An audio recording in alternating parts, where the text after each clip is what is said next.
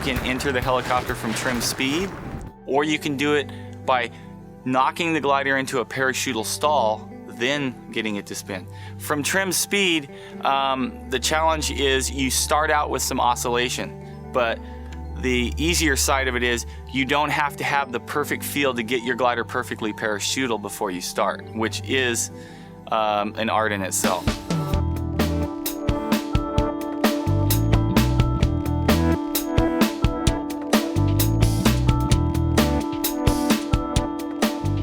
So starting from trim speed, you'll probably want a wrap at least, because you want to spin the glider as quick as you can without it starting to turn and dive first. If you do a negative spin and your glider starts to turn first and then it spins, it's easier to get riser twists and you're going to end up with a lot more oscillations. So when you're doing it, take your wrap, be flat in the seat. You might even just kind of grab the outside riser a little bit. You want to just yank it down and hold it. You'll spin around about 1.5 times, and after about a rotation, you want to ease back up to about half.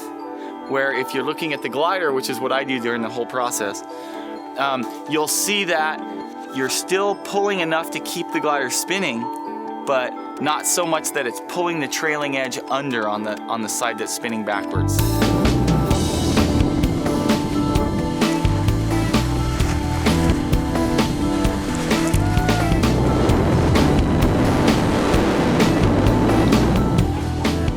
Realize that the side that is spinning is not generating lift, so you'll have a tendency to just fall into the spin. So you need to make a conscious effort to sit flat or slightly weight shift out while you're holding the perfect amount of brake. Then you can actually add outside brake at times to control the oscillations. As the outside tries to advance and cut into the spin, you might add a little brake. As it goes down and then it's behind you, you ease up, all while holding the perfect amount, keeping your weight shift on the flying side. It's oscillating. I gotta try and get rid of that by leaning, and there we go. Come out of it.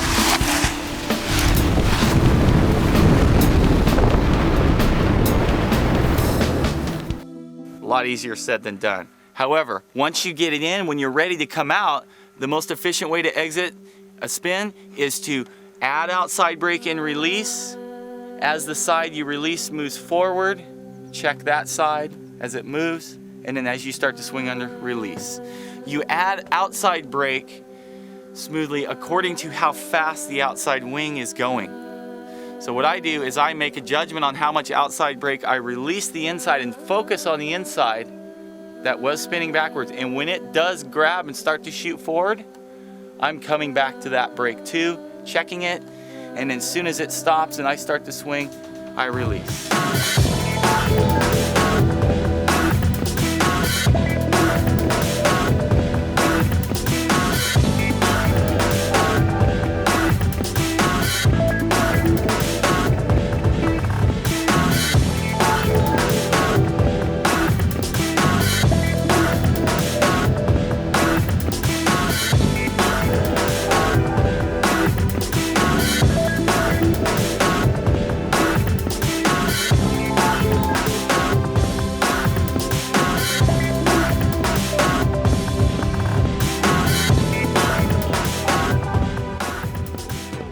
And in a nutshell, that's how the helicopters go. Now for the parachutal entry, the only difference is I look at the glider, I pull brakes right before the glider would fall into a full stall. I let off, I kind of go back to about half, and right as the glider goes to stall, I let up on one, add just the right amount of brake. As I do that, I keep my weight shift flat to the outside. As it goes around, if it's gonna cut down in and to try and want to oscillate, I'll add a little outside brake.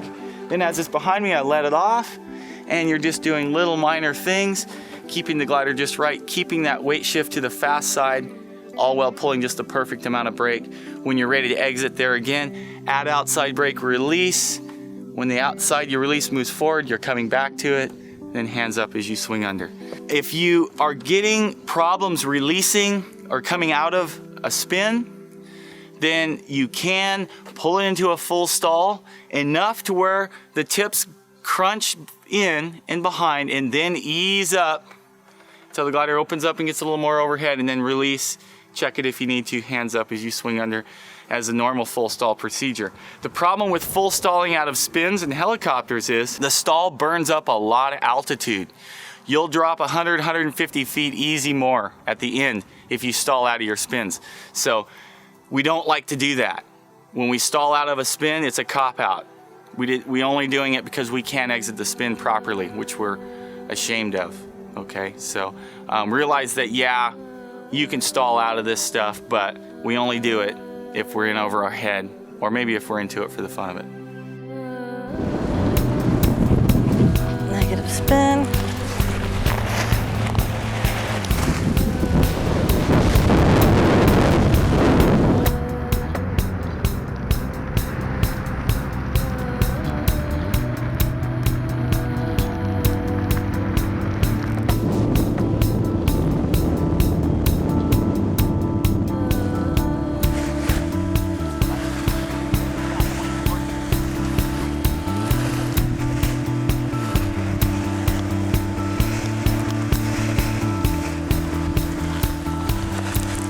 Okay, I'm gonna do a helicopter then. What I do is I watch the wing, I slow the glider down to the point of stall, and then I spin it.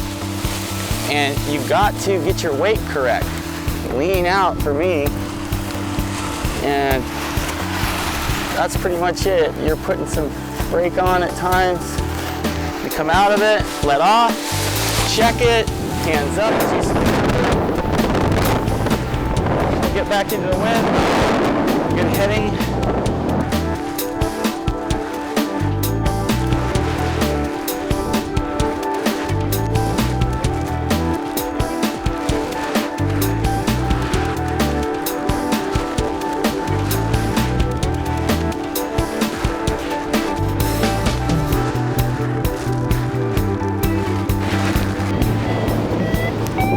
Negative spin from trim speed, basically just sit flat in the seat all the way down, hold it.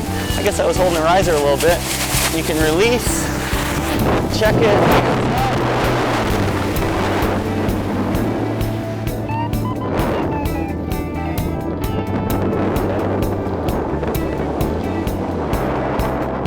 The difference between the negative spin, regular, and the heli is with the heli here, knocking in the parachute, holding one, is we're trying to get the whole thing open. Keep it open. Not pull down the trailing edge so much that it's going to do that. Now let off, outside brake, check both, hands up.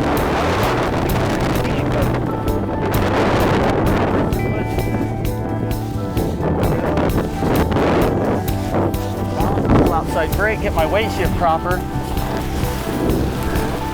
I'm weight shifting out a lot. Let's go towards shore.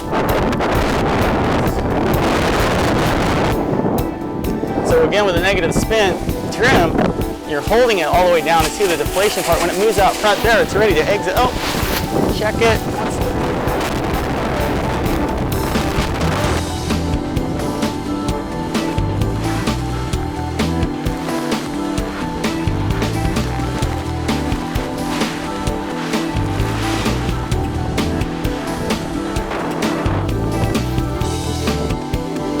Maybe a heli here.